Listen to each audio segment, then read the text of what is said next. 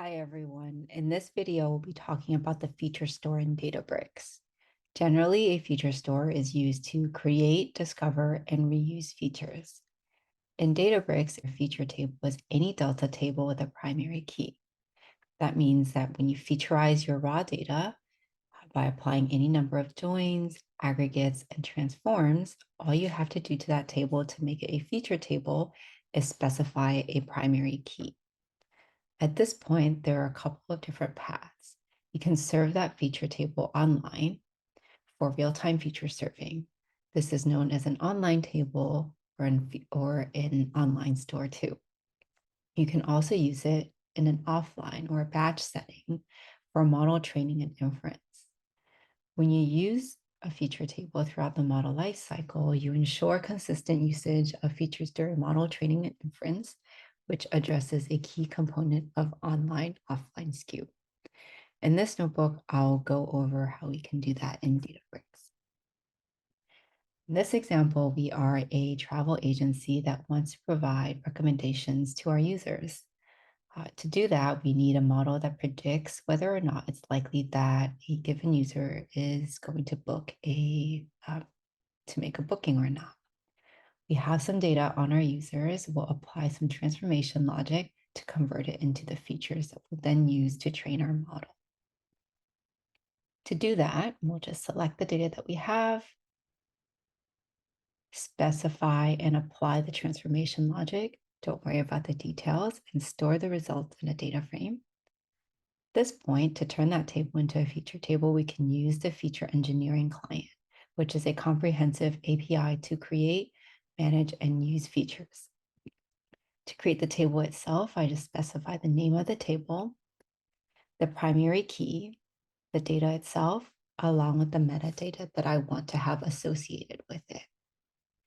This feature table is now ready and directly integrated and governed by Unity Catalog.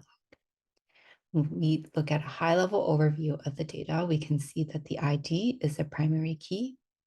And walking over to the lineage tab, we can see from the lineage graph that this feature table is downstream of the original data and upstream of the model that we'll train. With our feature table, we can create the training data set by specifying the ID, which we'll use in the feature lookup to look up the features associated with that ID, combine it with our purchase label, and then use it to train our model. So to train the data set, grabbing the ID and the label, I'll use feature lookup to use those IDs to look up this list of features from the feature table that we just created. And then to create the actual training data set itself, I'll combine the original data with the features that I just grabbed, minus some, specify that the label is the purchase column, and I have my training data set. Next, we'll train the model. The details of what model we train aren't important for the intensive purposes of highlighting the benefits of using a feature table throughout this model lifecycle.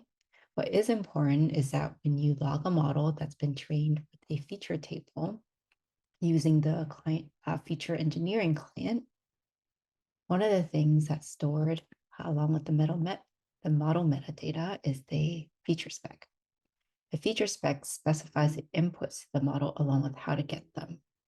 For example, the destination ID is an input to the model, and it's retrieved with the lookup key ID.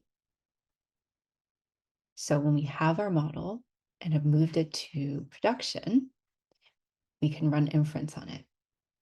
To do that, all we need to specify is the ID. On the back end, there's automatic feature lookup that takes this ID, grabs the features that are associated with that ID, uses those same features as the inference features.